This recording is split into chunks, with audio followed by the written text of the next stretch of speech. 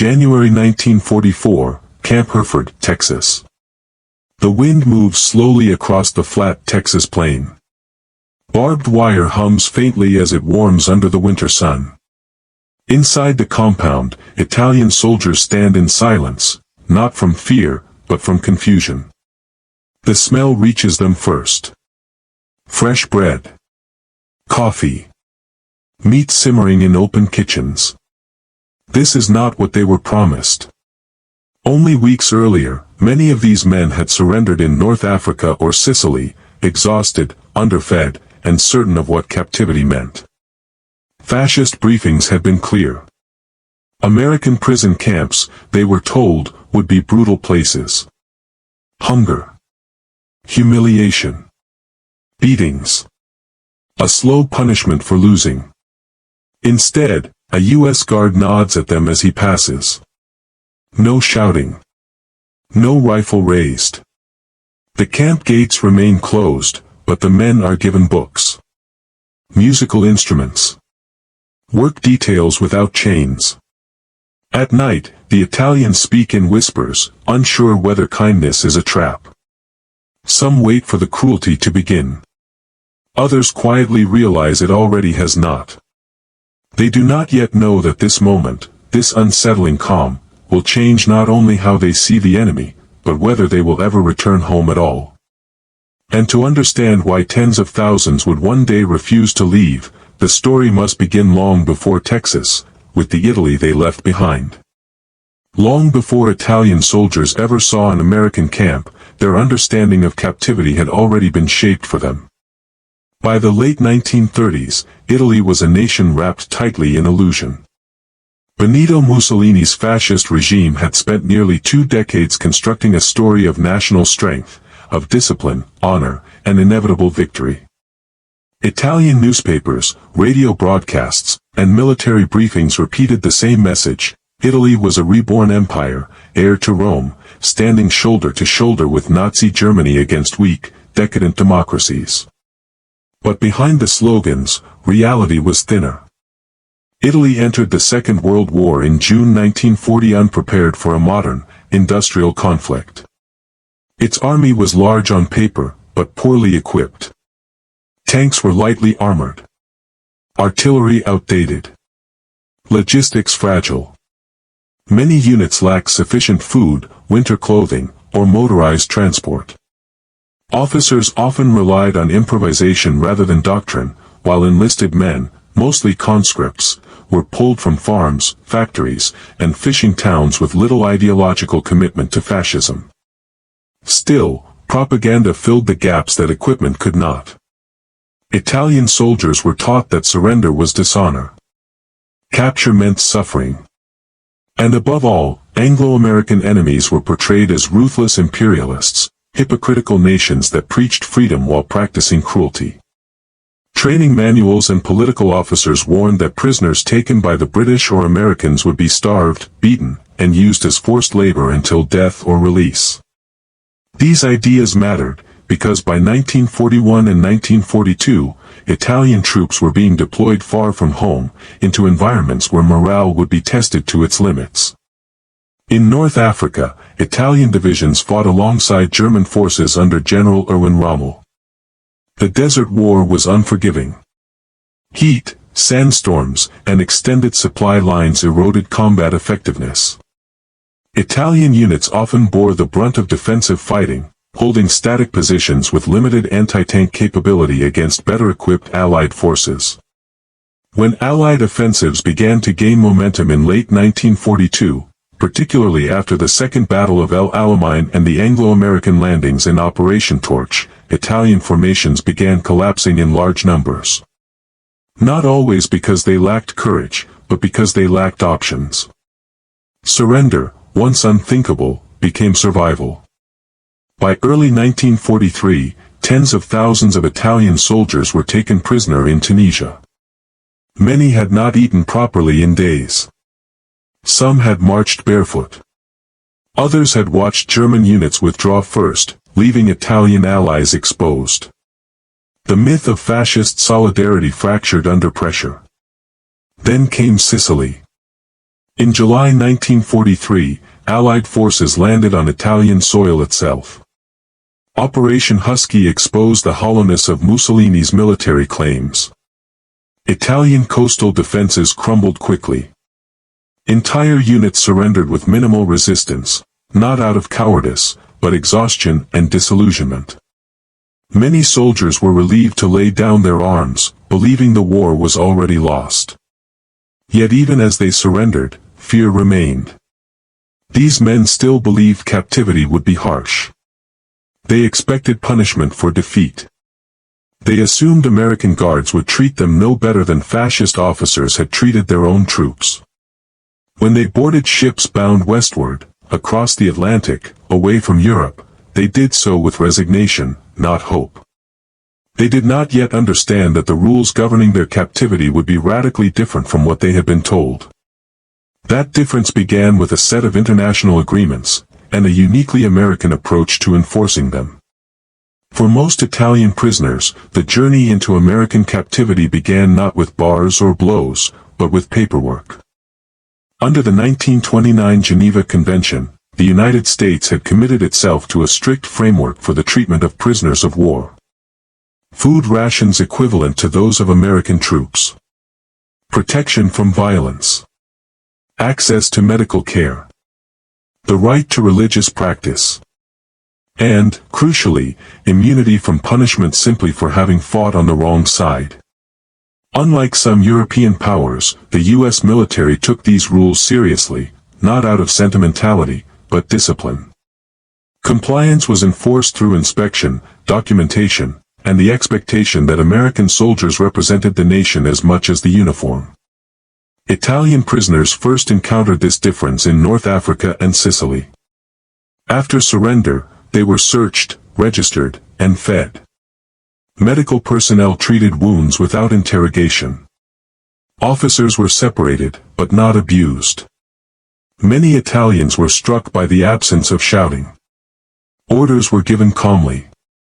Guards appeared distant, procedural. From temporary holding camps near the front, prisoners were transferred to larger facilities in Algeria or Morocco. There, another surprise awaited them. They were told they were not being sent to Britain, but across the Atlantic Ocean, to the United States itself. For men who had never left their provinces, the idea was unreal. Transport ships carried Italian POWs in crowded but regulated conditions. There was fear during the crossings, U-boats still prowled the Atlantic, but also curiosity. Guards spoke casually. Some attempted broken Italian. Meals were regular. The expected brutality never came. By late 1943 and early 1944, Italian prisoners were arriving in American ports, New York, Norfolk, New Orleans, before being moved inland by rail. The geography alone was disorienting.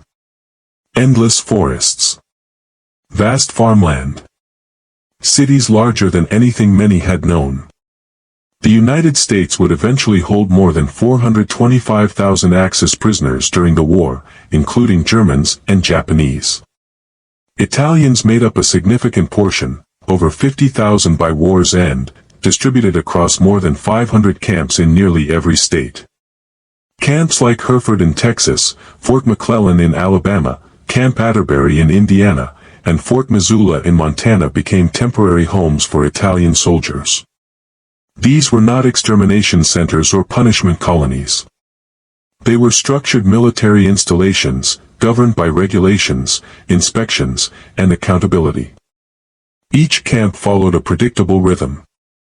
Roll call. Meals. Work assignments. Recreation. Lights out. Barbed wire marked the boundary, but inside, daily life was unexpectedly stable. Food became the most immediate shock. Italian POWs were issued rations comparable to American soldiers: meat, bread, vegetables, coffee. For men who had survived on thin soups and hard biscuits at the front, the abundance was unsettling. Some initially refused full portions, assuming they would be punished later. Others hoarded bread under mattresses, convinced that generosity was temporary. Then there was freedom, limited, but real. Prisoners could organize theater groups, play soccer, form orchestras.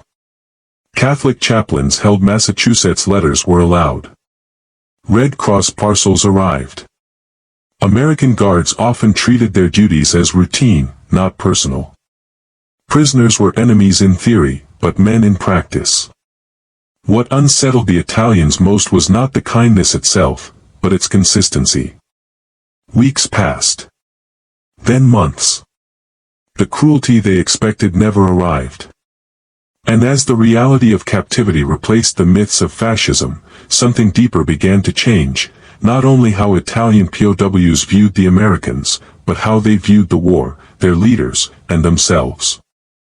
That transformation would unfold through several overlapping angles: human, psychological, cultural, and moral, each quietly pushing these men toward a decision no one had anticipated.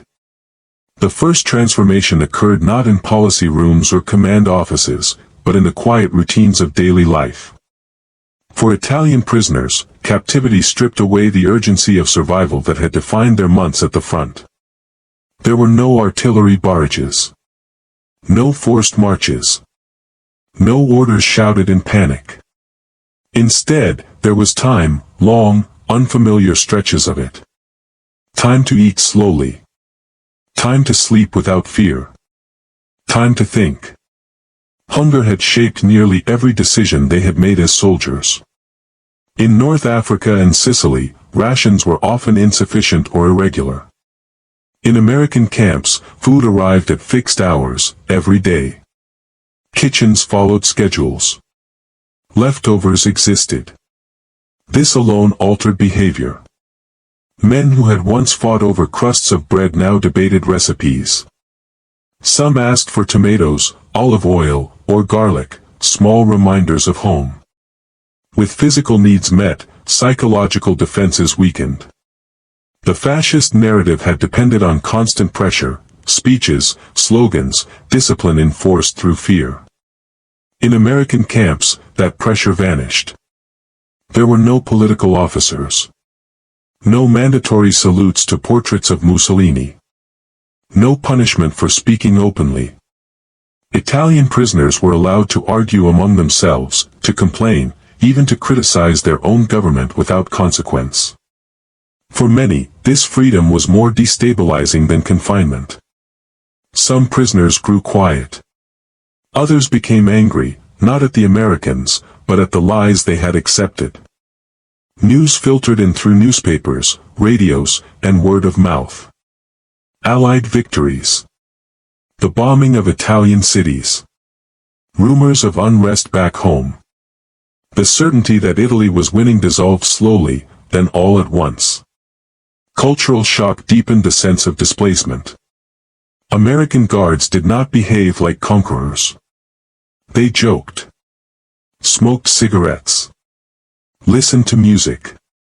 Some played cards with prisoners during supervised breaks. The rigid hierarchy Italian soldiers were used to, where officers ruled through distance and punishment, was absent. American non-commissioned officers enforced rules, but spoke plainly. Respect was transactional, not imposed. Work details reinforced this impression. Italian POWs were assigned to agricultural labor, road maintenance, and factory support. Often they worked outside the camps, sometimes with minimal supervision. Farmers shook their hands. Paid them small wages credited to camp accounts. Trusted them with tools. In some states, prisoners were escorted by a single unarmed guard. For men raised to believe that enemies were inherently cruel, this trust was unsettling. Music became a bridge. Italian prisoners sang operatic pieces, folk songs, and church hymns. Americans listened. Sometimes they asked for encores. Soccer matches were organized. Spectators cheered for both sides. These were not gestures of mercy, they were ordinary interactions, but ordinary was precisely what fascist ideology had denied them. Volunteering required an internal reckoning. To cooperate openly with former enemies meant acknowledging that the war, as they had known it, was over. For some, this felt like betrayal. For others, it felt like clarity. By mid-1944, more than half of Italian POWs in the United States had volunteered. They worked at ports, depots, and airfields. They handled crates stamped with American markings. They interacted daily with U.S. soldiers who treated them less as captives and more as colleagues. Discipline existed, but it was administrative, not ideological. This shift deepened an already widening contrast. News from Italy was grim. Cities damaged. Infrastructure shattered. Food scarce. Political chaos spreading as Allied forces pushed north and German units entrenched themselves in the mountains. The Italy many POWs remembered no longer existed. In America, meanwhile, stability endured. Wages, modest but real, accumulated in camp accounts. English lessons were offered. Some prisoners developed specialized skills. Churches welcomed them. Local newspapers began printing human interest stories about Italian POW choirs and soccer leagues. None of this erased the barbed wire. But it reframed it. For the first time, Italian prisoners could imagine a future not defined by uniform or orders. They began to weigh two realities, a homeland in ruins, and a country that, despite being their former enemy, had treated them with consistency, dignity, and restraint. The war's end would soon force a decision that transformed this private comparison into a public act, one that startled both governments. In May 1945, the war in Europe ended. Church bells rang across American towns. Newspapers announced victory in bold type. For Italian prisoners, the moment arrived quietly. There were no parades inside the camps, only orders. Repatriation would begin. Ships were being scheduled. Men would be sent home. This was the moment they had imagined for years. Yet as lists were posted and procedures explained, something unexpected happened. Many Italians did not prepare to leave. Some hesitated in silence. Others approached camp officials with questions, not about departure dates, but about alternatives. Could they work longer? Could they stay temporarily? Could they apply to remain? The numbers grew steadily. By late 1945 and into 1946, approximately 50,000 Italian POWs formally requested to delay or avoid repatriation. Some asked for immigration status. Others sought civilian employment contracts. A few simply refused to board ships, preferring disciplinary hearings to return. The reasons were practical, not romantic. Italy was devastated. Housing destroyed. Jobs scarce. Political authority fragile. For many prisoners, returning meant unemployment, hunger, and uncertainty. In America, they had food, structure, and prospects. Some had formed relationships with farmers, factory owners, church communities. A small number had fallen in love. The U.S. government did not anticipate this. Policies had been designed for return, not retention. But labor shortages persisted. Reconstruction demanded workers. And Italian POWs had proven reliable. Background checks were conducted. Sponsorship programs arranged. Temporary visas issued under existing immigration laws. Not everyone was allowed to stay. But many were. Those who returned often did so reluctantly. Those who remained did so quietly, blending into civilian life. They changed names. Learned English fully. Built families. Rarely spoke publicly about their years behind wire. This was not defiance. It was choice. A choice shaped not by ideology, but by experience. By a comparison between what power looked like when enforced through fear, and what it looked like when exercised through restraint. The barbed wire came down. The camps emptied. And a chapter of the war closed without headlines, without speeches, without triumph. But its consequences continued, subtle, enduring, and largely unnoticed, both in the United States and in Italy itself. The decision of thousands of Italian prisoners to remain in the United States created a problem that was bureaucratic, not ideological. American law had not been designed for mass, voluntary non-repatriation of former enemy soldiers. The War Department, the Immigration and Naturalization Service, and the Department of Labor were forced into coordination. Each case required review. Criminal histories checked. Sponsors identified. Employment secured. The process was slow, but deliberate. Many former POWs transitioned first into civilian labor contracts. Agricultural work continued. So did construction, manufacturing, and infrastructure repair. Italian workers filled gaps in rail maintenance, food processing, and seasonal harvests. Employers who had already worked with them during the war often provided sponsorship, vouching for character and reliability. Public resistance was limited. The war had ended decisively. Italian prisoners were not associated with the ideological rigidity of Nazism. Press coverage framed them as cooperative, hardworking, and apolitical. In small towns, former guards sometimes attended their weddings. Priests wrote letters of recommendation. Local officials filed paperwork without protest. Assimilation happened gradually. Italian ex-POWs settled in California, Texas, the Midwest, and the Northeast. Some joined existing Italian-American communities. Others built new ones. They sent money home. Sponsored relatives. Rarely drew attention to their past. Their war had not ended in victory or defeat, but in continuity. For the U.S. military, the episode quietly reinforced a doctrine already forming. Treatment of prisoners was not only a legal obligation, it was strategic capital. Compliance with international law had reduced resistance, prevented unrest, and turned captives into contributors. The Italian experience was cited internally as evidence that humane policy stabilized occupied or defeated populations more effectively than coercion. This lesson would echo later, though imperfectly, in post-war occupations. For Italy, the consequences were more ambiguous. The departure of tens of thousands of working-age men deepened labor shortages during Reconstruction. Families were fragmented across oceans. Some never reunited. Others followed years later. Letters replaced presence. Memory replaced proximity. Yet remittances flowed. Transatlantic ties strengthened.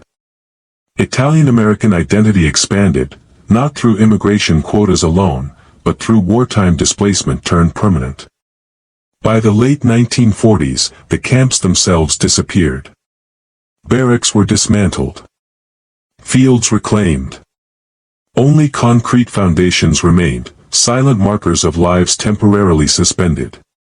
But the human aftermath was still unfolding.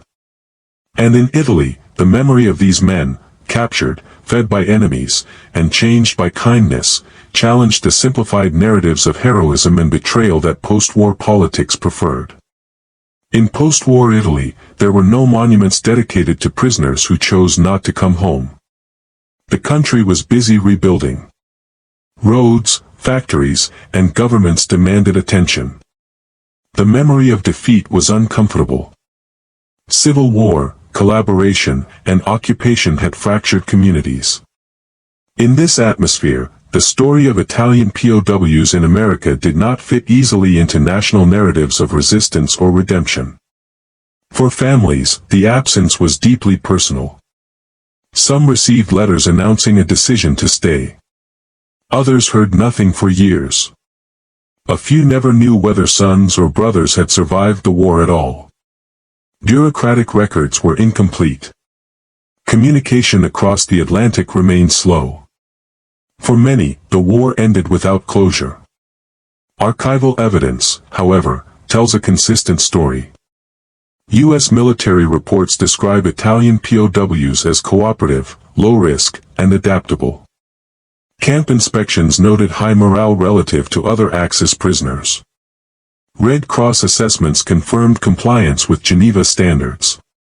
Immigration files record thousands of approved applications from former prisoners between 1946 and 1950. Personal testimonies, collected decades later, echo the same themes. Shock at abundance. Relief at being treated as human. Disbelief that enemies could behave without cruelty. None describe paradise. All describe contrast. This contrast shaped memory. Many former POWs avoided speaking publicly. Their experience complicated simplified ideas of loyalty. Yet in private, they told their children about bread they did not expect. About guards who trusted them. About a moment when the world they had been taught to fear proved different from reality. In Italy, the story surfaced slowly through academic research and family histories. It challenged assumptions about fascist control, Allied brutality, and the nature of captivity itself. It also raised uncomfortable questions. If kindness could change loyalty so profoundly, what did that say about the regime that had sent them to war? The shadow of choice lingered. Those who stayed in America lived with a quiet duality. They were veterans of a war they had not chosen, immigrants shaped by captivity, witnesses to an enemy's restraint. Their identities did not fit neatly into post-war categories. As decades passed, their numbers thinned. Camps became footnotes. Documents faded. Yet the implications of their decision endured, in demographic shifts, in cultural exchange, and in the subtle reminder that warfare is not only measured in battles won, but in beliefs dismantled. That realization leads to the final reflection, one that looks beyond Italy and America, beyond the Second World War itself, toward the enduring power of how enemies choose to treat one another. History often remembers wars in terms of weapons, strategies, and victories. It measures success in tanks destroyed, cities captured, and treaties signed. Yet sometimes, the most decisive battles are not fought on the front lines, they are fought in the quiet corridors of morality and human behavior. The story of Italian POWs in the United States illustrates this truth. Men who have been trained to fear cruelty, who have been conditioned to obey through discipline and propaganda, discovered that restraint, consistency, and dignity could achieve what force could not. In these camps, barbed wire did not define their reality, humanity did. Their eventual decision to remain in the United States, in the shadow of war and far from home, was neither impulsive nor sentimental. It was pragmatic, but it was also profoundly moral. It was a recognition that kindness, trust, and fair treatment could outweigh ideology, fear, and nationalism. Tens of thousands chose safety, stability, and respect over a homeland still mired in chaos, a choice that would quietly reshape communities, families, and the fabric of post-war America. Beyond the specific historical moment, their experience carries a universal lesson: the exercise of power without cruelty, the enforcement of order without humiliation, and the acknowledgement of human dignity, even toward those considered enemies, can transform fear into loyalty, obedience into respect, and captivity into voluntary cooperation. In the quiet fields of Texas, the kitchens of Alabama, and the barracks of Montana, the war's narrative was rewritten, not with weapons, but with bread, with trust, and with small gestures that revealed the enduring truth: even in the darkest times, humanity has the power to change hearts, shape futures, and leave a legacy that outlasts the guns. The gates of the camps eventually opened, the soldiers went home, or stayed, but the lesson endured. Victory is not only measured by who survives, but by how we choose to treat one another when the world demands cruelty, yet offers the choice of kindness.